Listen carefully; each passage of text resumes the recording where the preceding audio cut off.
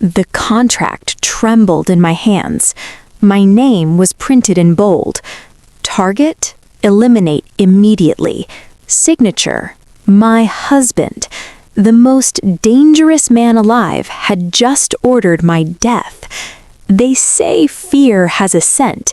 If that's true, the entire world should have smelled him coming. My husband didn't enter rooms. Rooms surrendered. Crystal chandeliers dimmed when he passed beneath them. Diplomats lowered their eyes. Armed men twice his size stepped aside like shadows fleeing dawn. He wasn't just powerful, he was whispered about. A name spoken only in locked rooms and coded calls.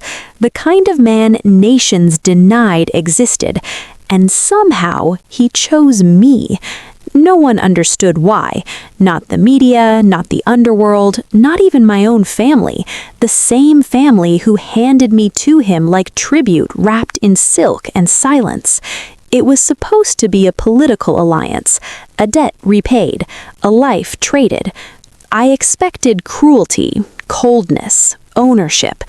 Instead, I got restraint, silk sheets untouched, distance measured like law, eyes that studied me as if I were a riddle carved into stone. He never touched me, not even once. Servants bowed to me, guards followed me, doors opened before I reached them. I lived like a queen inside a fortress, but even queens notice when guards don't blink, when corridors go silent after midnight, when their husbands' phone calls stop the moment they enter. Monsters don't fall in love, they choose, and I was beginning to realize I hadn't been chosen to be loved. I had been chosen for something else entirely. Before we continue, we welcome you to Afro-Korean love thrillers, the home of dark romance, forbidden passion, power, betrayal, and captivating revenge stories. Please do me a favor. Tap that comment section and tell us quickly where you are watching from. Stay tuned. Don't forget to subscribe to this channel so you don't miss any new thriller that drops here. Sit back and relax because this story is just getting started. Now let's get back to our story. The first locked door appeared on the third night of my marriage. It stood at the end of the west corridor, where the lights dimmed slightly and the marble floors stopped reflecting the chandeliers. I hadn't meant to notice it. Queens aren't supposed to wander. Queens are supposed to glide, escorted, observed, protected. But I had woken to silence. No guards outside my chamber, no footsteps. No distant murmur of radios, just stillness so complete it felt staged. So I walked. The corridor air was colder there, scented faintly with metal and something sterile. The door itself was black, seamless, almost part of the wall, except for the biometric lock glowing like a watchful eye. I didn't touch it. I didn't have to. A voice behind me said quietly, "You shouldn't be here." I turned. My husband stood at the far end of the hall, coat draped over his shoulders like a shadow that obeyed him. He wasn't angry. He was never angry. Anger was loud, and he was not a loud man. He was worse. He was calm. "I couldn't sleep," I said. His gaze moved from my face to the door, then back to me, calculating, measuring, memorizing. He walked toward me, each step unhurried, like time itself adjusted to match his pace. When he reached me, he didn't touch me. He never did.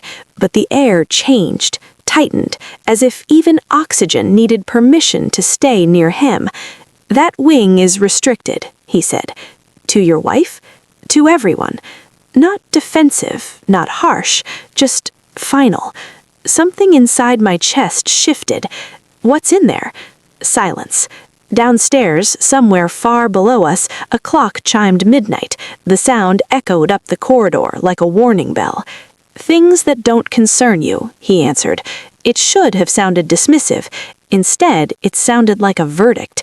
I nodded slowly, pretending obedience, pretending calm, pretending I didn't notice the two guards who had silently appeared behind him, as if summoned by his pulse. He watched me the entire walk back to my room, not like a husband, like a hunter making sure his prey stayed inside the marked circle. The next morning, breakfast arrived with 3 attendants instead of 1. By evening, there were cameras in hallways that had been empty yesterday. By nightfall, I realized something worse than being watched. I was being studied. He knew which books I paused on in the library, which desserts I tasted but didn't finish, which songs made my breathing slow. He never asked. He already knew. I told myself it was possessiveness, control, the habits of a man who ruled empires built on secrets. I even convinced myself of a softer lie. Maybe he was hiding a mistress. Maybe that locked wing belonged to another woman. That thought should have hurt. It didn't, because deep down, beneath the silk and marble and careful smiles, a colder truth had begun to whisper. Men like him didn't hide lovers. They hid weapons, and I was starting to feel less like a wife and more like something he was keeping sealed behind glass. The file found me before I found it. It was almost laughable the way fate works, not with thunder or alarms or shattered glass, but with a single sheet of paper slipped where it didn't belong. His study was forbidden territory, not officially. He had never said I couldn't enter, but the guards always shifted when I passed its doors, and the handles were always cool, untouched, as if even fingerprints feared to linger there. That afternoon, the door stood slightly open. Inside, the room smelled like ink, leather, and something sharper beneath it, steel, maybe. His desk faced the windows. The city stretched beyond, like a kingdom he owned but didn't bother to look at. Papers were arranged in perfect alignment, nothing out of place, except one. It rested near the edge of the desk, half-shadowed, waiting. I told myself I was only curious, only careless, only bored. My fingers touched the page. The world stopped. My photograph stared back at me. Not a portrait, surveillance, grainy, distant, taken without my knowledge. Beneath it, typed lines marched in precise formation. Subject, female. Age, 24. Bloodline status, confirmed. Psychological assessment, composed under pressure. High adaptive intelligence. Potential threat if activated.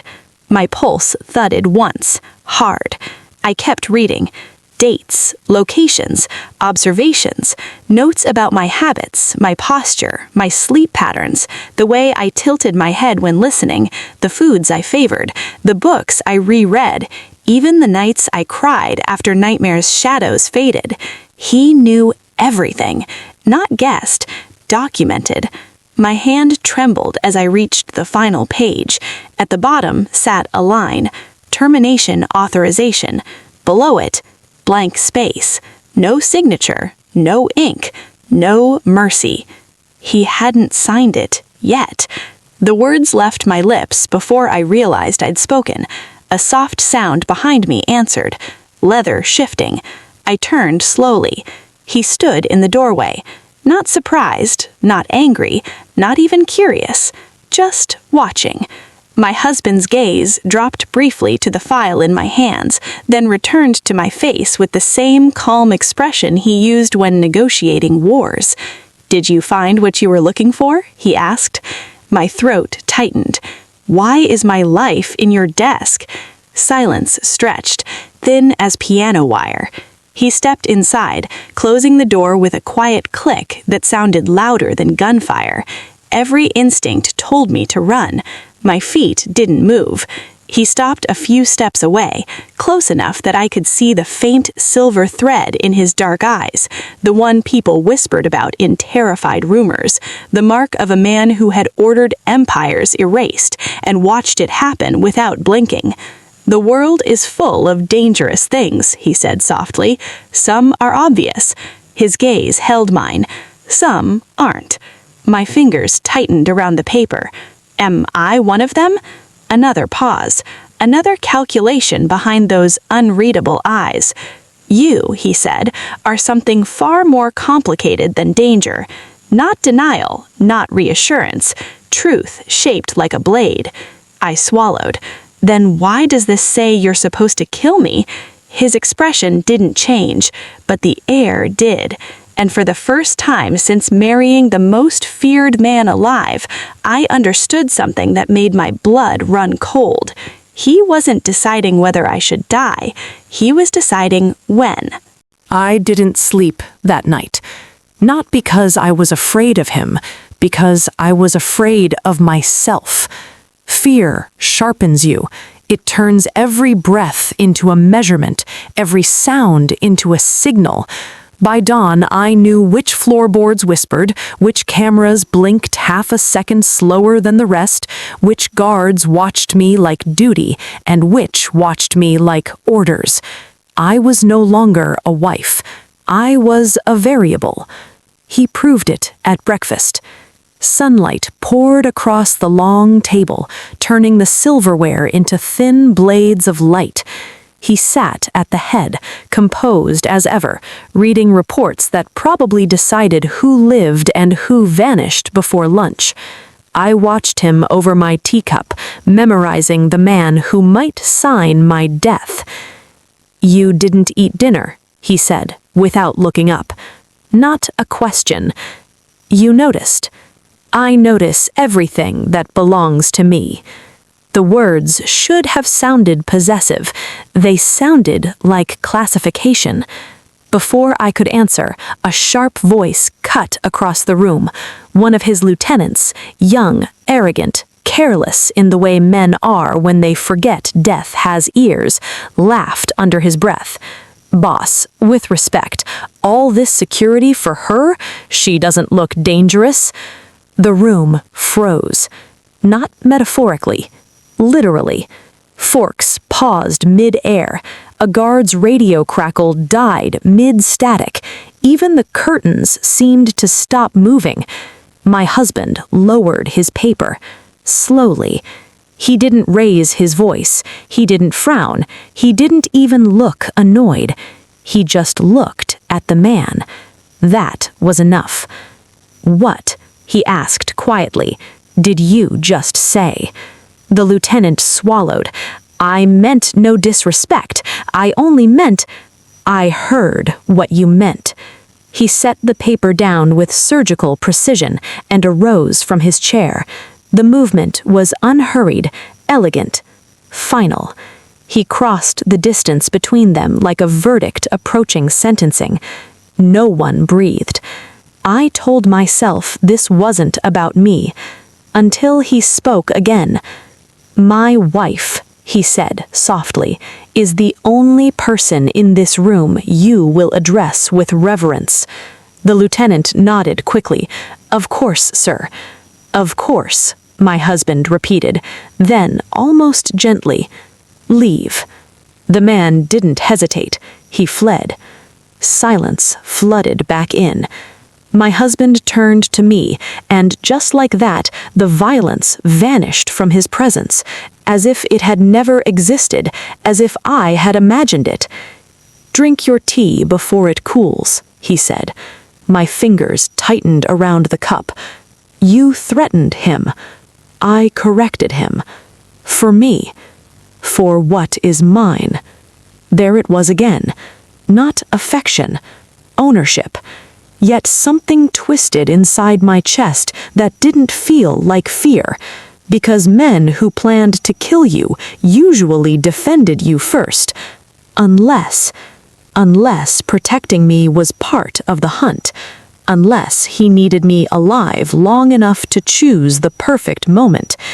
He sat again, calm as winter water, and resumed reading, but I didn't miss the way his eyes lifted once, just once, to watch me over the edge of the page, not like a husband, not like a protector, like a man studying a weapon and deciding whether to sheath it or use it. The first time I saw him kill someone, he didn't touch a weapon. We were standing on the balcony overlooking the lower gardens, where lanterns drifted like captive stars, and the night air smelled faintly of jasmine and gunpowder. A party hummed inside the estate. Diplomats, syndicate heirs, predators dressed like royalty. I had been learning the rhythm of his world: smile when watched, speak when spoken to, notice everything, especially him. He stood beside me, one hand resting lightly on the stone railing, posture relaxed, gaze drifting lazily across the crowd below, as if he were bored of owning it. "You're quiet tonight," he said. "So are you." "I'm never quiet," he replied. "I'm listening." I followed his line of sight. A man moved through the garden guests, nervous shoulders, careful steps, eyes that flicked too often toward the exits. I wouldn't have noticed him if my husband hadn't. "What did he do?" I asked before I could stop myself. A pause. Then, "You assume he's done something. You're watching him like prey." A faint smile touched his mouth. Not amused, not warm, just satisfied. "He poisoned someone," he said. My stomach tightened. "Did he?" "He plans to." The words slid into the night like a blade entering silk. Before I could ask anything else, my husband lifted 2 fingers. That was all. No shout, no signal, no visible command. Across the garden, one of his men shifted position. The nervous guest froze mid-step. A second later, he collapsed. No scream, no struggle, just gravity claiming him. The music inside didn't stop, the laughter didn't falter. Within seconds, 2 attendants lifted the body smoothly and carried it away as if he'd merely fainted from too much champagne. I couldn't breathe. "You," my voice thinned, "you killed him." I ended a future problem. "You didn't even check if it was true." His eyes slid to mine. "I don't act on guesses." The calm certainty in his tone was colder than violence. It wasn't cruelty, it was precision. Wind stirred his dark hair, moonlight catching that faint silver thread in his eyes.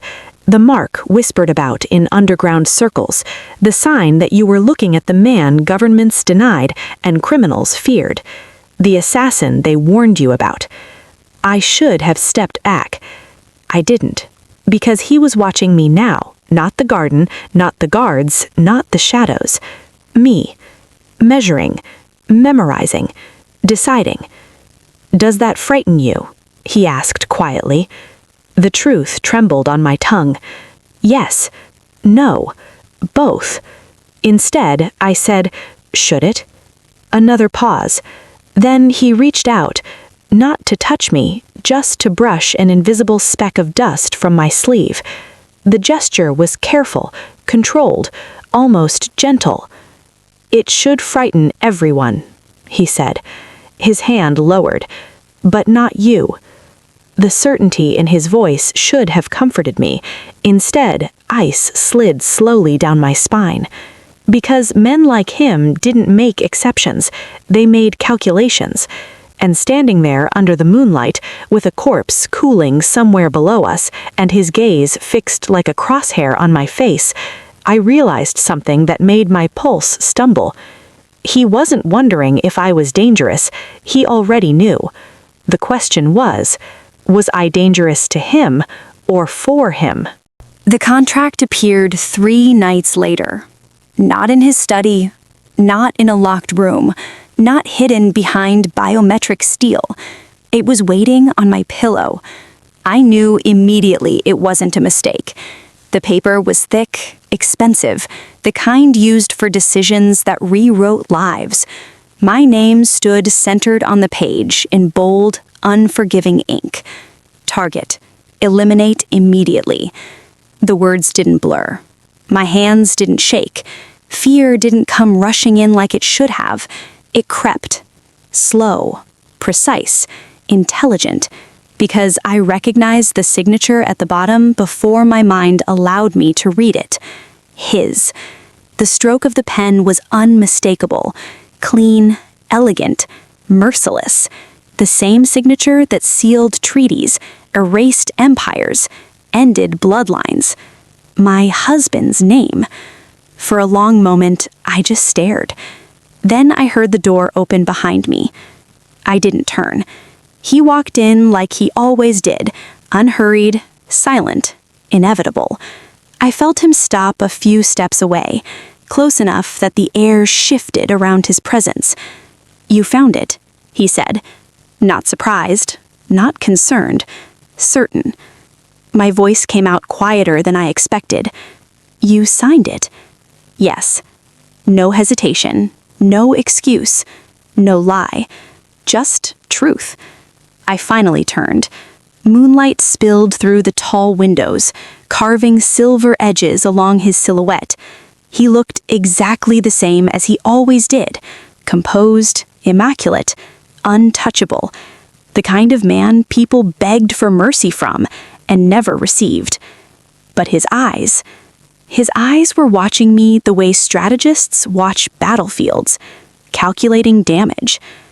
"You left it here," I said. "Yes." "So I would see it?" "Yes." Each answer landed like a nail sealing something shut. My fingers tightened around the paper. Why? Silence stretched between us, thin and sharp. Then he stepped closer, not threatening, not gentle, just inevitable. Close enough that I could see the faint reflection of my own face in his pupils, small, fragile, perfectly centered like a target marker. "Because," he said softly, "you deserve the truth." My heartbeat stumbled. "Which is?" "That contract was issued 2 years ago." The room tilted. "Before we met, before you knew my name, before you became my wife." Cold spread through my ribs. "Then why sign it now?" His gaze didn't waver. "Because," he said, "if I didn't, someone else would have." The words should have made no sense. They made perfect sense. My breath caught. "So you're protecting me by claiming the right to kill me?" "Yes." No apology, no softness, just fact. My throat tightened. "And when the time comes?" Another step closer. Another inch of air stolen. His voice dropped, quiet as a trigger half pulled. "Then," he said, "no one in this world will be able to take you from me." The promise should have sounded reassuring. It didn't. Because he hadn't said he wouldn't kill me. He'd said no one else would. And standing there, holding my own execution order, signed by the man who slept down the hall, I finally understood the truth no one had been brave enough to tell me. I hadn't married a monster. I had married my only shield and my only executioner. Sleep abandoned me after that. Not restlessness, not nerves, something sharper. Awareness. Once you learn death shares your roof, you start noticing the architecture differently. I began to see the estate the way he must see it. Angles, exits, sightlines. Which windows were bulletproof, which mirrors reflected more than vanity, which servants never spoke but always listened. Every hallway was a decision, every door a calculation, and everywhere I went, his men were already there. They didn't hover, they didn't interfere, they simply existed within reach of me, like silent punctuation marks at the end of every movement I made. Protection, surveillance, possession. I was beginning to understand they all meant the same thing to him. That afternoon, rain rolled in without warning, silver needles stitching the sky to the earth. I stood beneath the covered terrace, watching it fall, arms folded, breathing in petrichor and unease. "I told them to double your perimeter." His voice arrived before he did. "I didn't know I had one." "You didn't," he said. "Now you do." He stepped beside me, coat darkened by rain at the shoulders, as if even storms tried to touch him and failed. The guards stationed along the courtyard edges straightened almost imperceptibly when he appeared. I studied the rain. Should I be flattered or afraid? Yes. Of course. Silence settled, thick and intimate. I could feel his attention on me, not wandering, not casual, focused, exact, the way he watched threats, the way he watched weapons. "You've increased security since last night," I said. "Yes." "Because of the contract?" "Yes." No denial, no deflection. Truth always delivered like a blade placed carefully on the table between us. I exhaled slowly. "So it's real. It's always been real." Lightning flickered across the clouds, briefly painting his profile in stark silver. For a moment, he didn't look human. He looked carved, designed, like something ancient the world had forgotten how to destroy. "Who wants me dead?" I asked. A pause. Then, "Everyone who knows what you are." My pulse tightened. "And what am I?" His gaze shifted to me. Not cold, not warm, certain, important. The word landed heavier than a threat. Rain intensified, drumming against the stone like distant gunfire. Somewhere beyond the gates, thunder rolled low and patient. I swallowed. "You talk about my life like it's an asset." "It is." Not cruel, not mocking, just honest. I turned fully toward him then, searching his face for something, anything human. "Do I belong to you?" His eyes didn't blink. "Yes." The answer should have shattered me. Instead, it anchored me. Because in his world, belonging wasn't romance. It was protection. Ownership meant survival. And survival in his hands meant something terrifyingly close to safety. He reached out, not touching, just hovering his hand near my cheek, close enough that I felt warmth, but no contact. He always stopped just short, like there was a rule even he wouldn't break. "My wife, your fate stopped being yours the day you married me." Thunder cracked. I should have felt trapped. Instead, I felt the truth slide into place like a final lock engaging. My life didn't belong to me anymore. It belonged to the most dangerous man alive. And if death ever came for me, it would have to ask his permission first. The mark appeared the next morning. I noticed it because he did. We were in the East Hall, where sunlight spilled through cathedral windows and turned dust into drifting gold. I had paused beside a mirror, adjusting the cuff of my sleeve, when his reflection stepped into view behind mine, silent, inevitable, like a shadow that belonged to me before I knew it existed. His gaze dropped to my wrist. Not casually, precisely. My pulse slowed. "What is it?"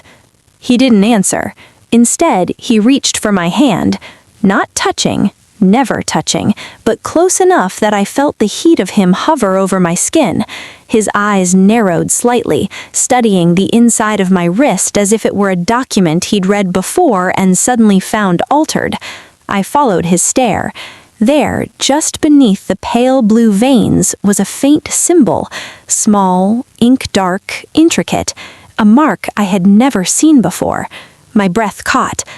"I don't have tattoos." "You do now," he said quietly. Ice slipped through my chest. "I didn't do this." "I know." The certainty in his tone made my stomach tighten. Not suspicion, not doubt. Recognition. He knew what it was. And that meant, "You've seen it before?" I whispered. "Yes." Silence pressed in around us, thick as velvet. I swallowed. "On who?" His eyes lifted to mine. "Targets." The word didn't echo. It sank. My fingers trembled slightly as I stared at the mark again. It wasn't random. It was deliberate, designed. The lines curved into a sigil I didn't understand, but somehow felt watching me back. "A claim," he said. My throat tightened. "From who?" A pause. Then, "The council." The air changed. Even the guards at the far end of the hall seemed to stand straighter, as if the word itself carried weight they could feel but not hear. I forced my voice steady. "And what does it mean?" His gaze returned to my wrist. "It means," he said, "they've stopped asking." "Asking what?" "If you should die." The world tilted just slightly. My lips parted. "So now they've decided you should." The simplicity of it made it worse. No drama, no threat, just a verdict delivered before I even knew there'd been a trial. My eyes flicked back to the symbol. "So they marked me without touching me?" "Yes." "Inside your house?" "Yes." Each answer tightened something invisible around my ribs. I looked up at him slowly. "You're not afraid of them." A faint shift in his expression. Not offense. Interest. "They are," he said. "That's why they did it quietly." Wind moved through the tall windows, stirring the curtains like ghosts passing. I stared at the mark, then at him. "You said monsters don't fall in love, they choose." His eyes darkened slightly. "Yes." My voice dropped. "So tell me the truth." 1 heartbeat. 2. "Did you choose me?" I asked. "Before they marked me?" Silence. Long enough to hurt. Then he said softly, "They marked you." His gaze locked onto mine, unblinking, absolute. "Because I chose you." My pulse stumbled, because that meant one thing. I hadn't been marked for death first. I'd been marked as his. The first rule of being his wife was simple. Never ask what he's capable of. The second rule was simpler. Never assume you already know. I learned both the night the council came. The estate didn't announce danger. It absorbed it.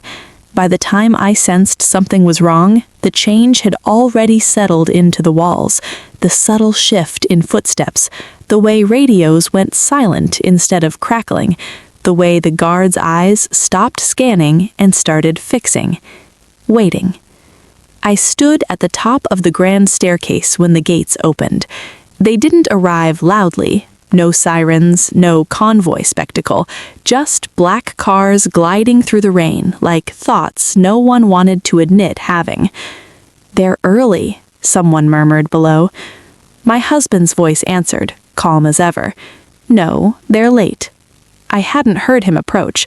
I felt him, that quiet gravity that bent the air around him until even fear stood straighter. I didn't turn. "You didn't tell me they were coming." "You weren't supposed to know." "And now?" A pause. "Now you need to see." Footsteps echoed through the marble hall as the doors opened. Men entered who didn't look like kings or soldiers or criminals. They looked like accountants.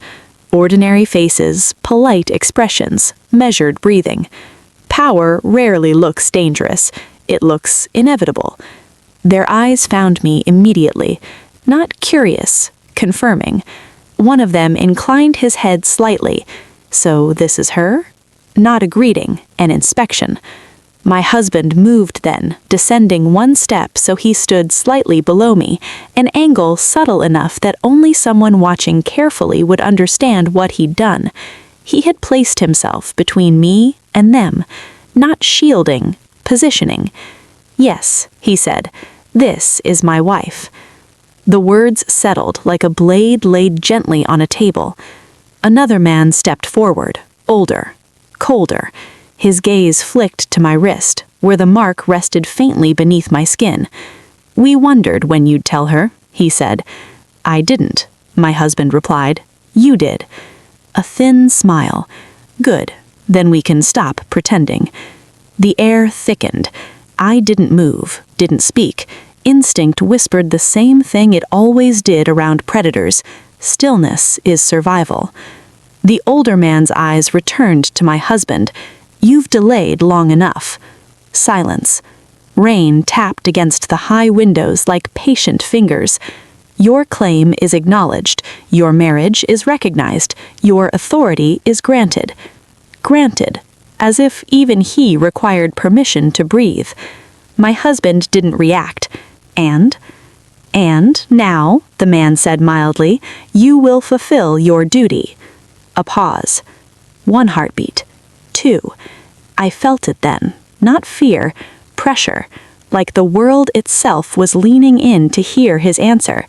Slowly, my husband turned his head toward me, not warning, not apologizing, just looking. "My wife," he said quietly, "belongs to me." The councilman nodded once. "Exactly." Thunder rolled somewhere far away, which, he added, voice almost gentle, means only you are permitted to execute her. The words should have shattered me. They didn't, because I wasn't watching them. I was watching him, watching for hesitation, watching for doubt, watching for mercy. I saw none. Only calculation, only certainty, only the terrifying calm of the world's most feared man, deciding what to do with the life that belonged entirely to him. The room didn't feel real after that. Voices continued, shoes shifted, rain whispered against glass. The council stood before us like patient judges waiting for a sentence they already knew would be carried out. But sound had thinned, as if the world had stepped back to watch what he would do. I should have been shaking.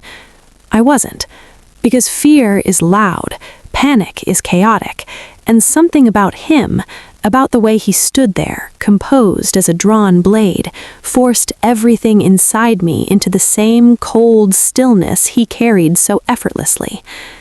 Assignment. The word settled into my mind with quiet precision. Not wife, not partner, not love. Objective. I exhaled slowly. So that's it? No one else spoke. No one interrupted. Even the council watched me now, interest sharpening their polite expressions. I stepped down one stair, bringing myself level with him. "You didn't marry me for alliance," I said. Silence. "You didn't marry me for politics." Still nothing. My voice softened, steadier than my pulse. "You married me because I was a job." His eyes met mine. No denial. The truth didn't flash across his face. It settled there, already seated, as if it had been waiting for me to arrive. Yes. The word didn't cut. It confirmed. A strange calm spread through my chest, the kind that comes when a riddle finally solves itself and you realize the answer had been obvious all along. That file, the surveillance, the profile, the contract. His gaze didn't waver. All preparation? Yes. For execution. Another beat. Yes. Behind us, thunder rolled like distant artillery. I nodded once. "So I was never your bride." The faintest pause. Then, "No. Not cruel, not cold, just accurate." Something fragile inside me folded neatly in half. Not broken, filed away. I studied his face the way he studied battlefields, memorizing angles, searching for weakness, for hesitation, for anything human that might contradict the monster the world believed him to be. "What am I to you?" I asked. This time he didn't answer immediately. The silence stretched longer than any before it, long enough that even the council shifted slightly, attention sharpening. When he finally spoke, his voice was lower. Necessary. The word landed heavier than any confession. Not wanted, not loved, necessary. I let out a soft breath. So all of this, I gestured faintly to the mansion, the guards, the empire breathing around him, was just containment? Yes. And you've been watching me this whole time? Yes. Waiting for the right moment? Yes. Each answer was a nail sealing the same truth into place. I wasn't standing beside the most dangerous man alive. I was standing inside his mission. My pulse slowed, because missions had endings. I tilted my head slightly. "Tell me something honestly." His eyes narrowed, not in threat, but in focus. "Are you going to kill me?" The question didn't shock him. It interested him. The corner of his mouth shifted almost imperceptibly, not quite a smile, not quite mercy. And when he answered, his voice was so quiet I felt it more than I heard it. "That," he said, "depends on you." The air left my lungs, not because of the threat, because of what it meant. My life wasn't in his hands, it was in my choices. And suddenly I understood the most terrifying truth of all. I hadn't married a monster, I had married a test, and I had no idea what answer he was waiting for. No one spoke after that. The council didn't need to. Their verdict already lived in ink, in law, in the ancient machinery of power that moved long before I was born and would keep moving long after I was dust. Only one thing remained undecided. Him. Rain threaded down the tall windows behind them, blurring the world into streaks of gray. The storm outside felt patient, waiting, listening. I could feel every eye in the room measuring his silence. My husband didn't rush. He never rushed. He stood with that same quiet authority that made kings sound like rumors and gunfire sound like applause. One hand rested loosely at his side, the other tucked behind his back, posture effortless, expression unreadable. A judge deciding a sentence, or an executioner choosing a blade. The councilman who had spoken before finally broke the stillness. "You understand the law." "Yes." "And you accept your obligation." "Yes." My pulse didn't quicken, because I already understood. This wasn't about whether I would die, it was about who would be allowed to do it. The man's gaze flicked to me briefly, then returned to my husband. "Then we will expect completion." Completion. Not murder, not death. Completion. Language designed to make monsters feel civilized. My husband said nothing. Seconds stretched. The council waited. I watched him. Not pleading, not begging, just watching. Because I had begun to learn something about him the way prey learns wind patterns. He didn't hesitate. If he was silent, it meant he was calculating. Finally, he moved, one slow step forward, not toward them, toward me. The shift was subtle, but the room reacted instantly. Guards straightened, the council's eyes sharpened, even the air seemed to hold its breath. He stopped directly in front of me, close enough that I could see the faint pulse in his throat, close enough that if he reached out, he still didn't touch me. His gaze lowered slightly, steadying my face with that same meticulous attention he gave everything he intended to keep or destroy. "My wife," he said quietly. The title sounded different now. Not tender. Claimed. "You heard them." "Yes. And you understand what that means." I held his eyes. "That the only man allowed to kill me is you." A flicker of something unreadable passed through his gaze. Approval? Recognition? Danger? "Yes," he said. Thunder rolled overhead. The councilman spoke again, voice mild. "We trust you won't delay." My husband didn't look at him, didn't acknowledge him, didn't grant him the courtesy of existence. His attention never left me. "Delay," he repeated softly, as if testing the word for weaknesses. Then, slowly, he reached into his coat. Every guard in the room tensed, every councilman watched. My breath stilled. He withdrew a gun, black, precise, inevitable, and placed it in my hands. The metal was cool, heavy, real. Shock rippled through the room like a silent explosion. Only he remained calm. His fingers closed briefly over mine, not touching skin, only guiding the weapon's weight into my grip. Then he did something no one expected. He stepped closer, close enough that the barrel now rested against his chest. His voice dropped, meant only for me. "If anyone is going to decide whether you live or die, it will be you." My pulse slammed once, hard. Behind him, the council shifted. For the first time, they looked uncertain. And I realized, with sudden, breathtaking clarity, the most dangerous man alive hadn't just claimed the right to kill me, he had just handed that right back. If you enjoyed this story, don't forget to subscribe. It really helps the channel grow and lets you know when new videos drop. Lastly, and turn on notifications so you never miss a video.